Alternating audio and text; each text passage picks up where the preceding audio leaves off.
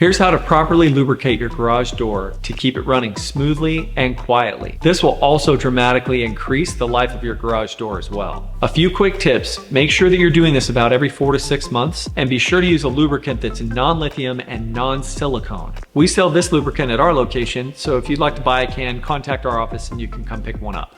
The 3 things that you're going to want to lubricate are the hinges, the rollers, and the springs.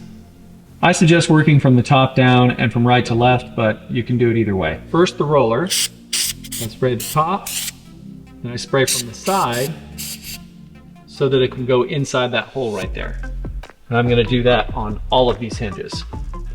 Spray the side of the holes and the roller. Side of the holes and the roller.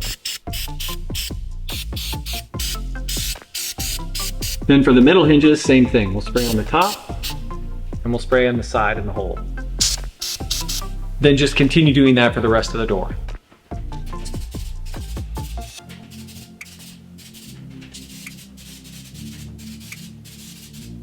Finally, we'll do the spring. The best way to lubricate the spring is to spray in the front, on the top, and underneath. This ensures that you're coating all sides of it. So I'll start on the top, front, and underneath. Then we'll do that spring and we'll be done. And that's all there is to it. If you have any other problems with your garage door or garage door opener, please contact us today. We can help.